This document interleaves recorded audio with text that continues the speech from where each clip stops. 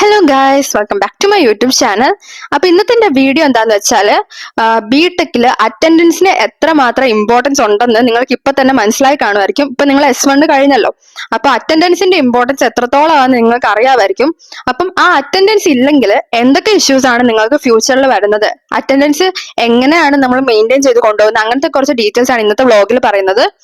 അപ്പോൾ ആദ്യം തന്നെ നമുക്കറിയാം, അറ്റൻഡൻസ് പെർസെൻറ്റേജ് ബിടെക് പഠിക്കുന്നവർക്ക് വേണ്ടത് 75% ആണ്.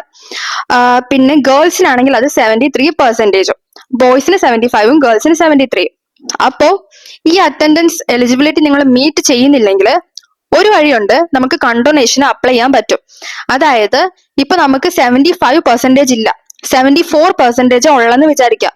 അപ്പൊ 1% ആവണമെങ്കിൽ നമുക്ക് കണ്ടോനേഷൻ എലിജിബിൾ ആണ്. അവിടെ കണ്ടോനേഷൻ എപ്പോഴും എലിജിബിൾ ആവുന്നതെന്ന് വെച്ചാൽ 60% എബവ് വേണം കണ്ടോനേഷന് കൊടുക്കാൻ പറ്റുന്നെങ്കിൽ.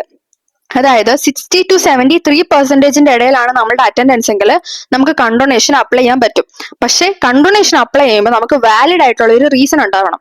എന്തെങ്കിലും ഒരു മെഡിക്കൽ റീസൺ ആവാം. ഇപ്പൊ മെഡിക്കൽ സർട്ടിഫിക്കറ്റ് കൊടുക്കുവാണെങ്കിൽ നമുക്ക് ആ ഒരു കാരണം പറഞ്ഞ് നമുക്ക് എന്താ പറയാ കണ്ടോനേഷൻ അപ്ലൈ ചെയ്യാൻ പറ്റും. അല്ലെങ്കിൽ ഏതെങ്കിലും ഇന്റേൺഷിപ്പിന് പോയതിന്റെ ആ ദിവസത്തെ അറ്റൻഡൻസ് ആയിരിക്കാം, എന്തെങ്കിലും ഫെസ്റ്റ് അറ്റൻഡ് ചെയ്തതിന്റെ അറ്റൻഡൻസ് ആയിരിക്കാം, അങ്ങനെയൊക്കെ ആവാം. പക്ഷെ മെഡിക്കൽ റീസൺ ആണെന്ന് പറഞ്ഞ് ഇപ്പൊ നിങ്ങൾ ഒരു തിങ്കളാഴ്ച ലീവ് എടുത്തു, അത് കഴിഞ്ഞിട്ട് 2 ദിവസം കഴിഞ്ഞിട്ട് പിന്നെ ലീവ് എടുത്തു, പിന്നെ 3 ദിവസം കഴിഞ്ഞിട്ട് ലീവ് എടുത്തു, അങ്ങനെ ഇടവിട്ട് ലീവ് എടുക്കുവാണെങ്കിൽ നിങ്ങൾക്ക് കണ്ടോനേഷൻ അപ്ലൈ ചെയ്യാൻ പറ്റത്തില്ല. നിങ്ങൾ അടുപ്പിച്ച് കുറെ ദിവസം ലീവ് എടുത്താലാണ് നിങ്ങൾക്ക് കണ്ടോനേഷൻ മെഡിക്കൽ റീസൺ പറഞ്ഞിട്ട് ലീവ് എടുക്കാൻ പറ്റുന്നത്.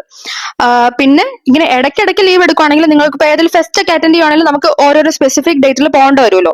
അപ്പൊ അങ്ങനത്തെ വാലിഡ് റീസൺ ഒക്കെ ആണെങ്കിൽ മാത്രമാണ് നമുക്ക് കണ്ടോനേഷൻ അപ്ലൈ ചെയ്യാൻ പറ്റുക. ഇപ്പൊ കണ്ടോനേഷൻ അപ്ലൈ ചെയ്താൽ നമ്മളുടെ അറ്റൻഡൻസ് നമ്മൾ എലിജിബിൾ ആണ്, നമുക്ക് ആ എക്സാം എഴുതാൻ പറ്റും. ഇനിയിപ്പോ നമ്മൾ കണ്ടോനേഷന് കൊടുക്കാൻ പറ്റിയില്ലെങ്കിൽ എന്താ പറ്റുന്നതെന്ന് വെച്ചാൽ, അതായത് നമുക്ക് 60% എബവ് നമുക്ക് അറ്റൻഡൻസ് ഇല്ല. അപ്പൊ 60% എബവ് അറ്റൻഡൻസ് ഇല്ലെങ്കിൽ നമ്മൾ ഡയറക്റ്റ് ആയിട്ട് ഇയർ ബാക്ക് ആവുകയാണ് ചെയ്യുന്നത്. ഇപ്പൊ ഇയർ ബാക്ക് എന്താണെന്നുള്ളതൊക്കെ ഞാൻ എന്റെ കഴിഞ്ഞ ദിവസത്തെ വീഡിയോയിൽ പറഞ്ഞിരുന്നു.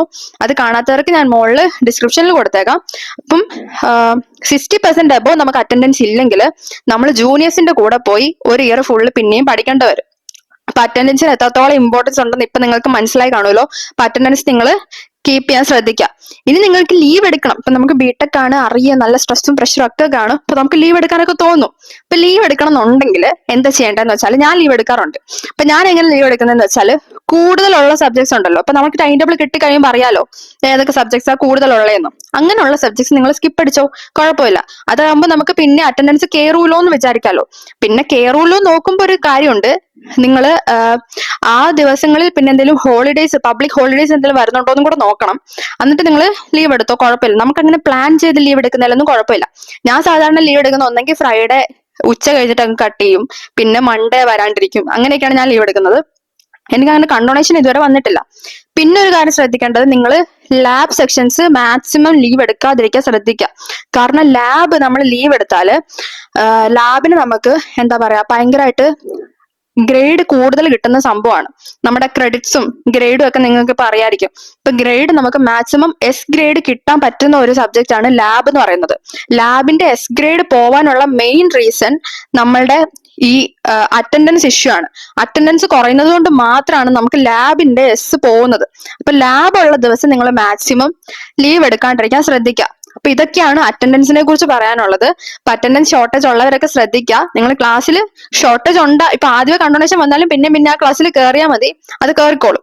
അപ്പൊ ഇത്രയൊക്കെയുള്ള അറ്റൻഡൻസിന്റെ കാര്യം. അപ്പൊ നിങ്ങൾക്ക് എന്റെ വീഡിയോസ് ആണെങ്കിൽ ഇതുപോലെ ഇഷ്ടമുണ്ടെങ്കിൽ please to like, share and subscribe my YouTube channel guys, and keep supporting. By.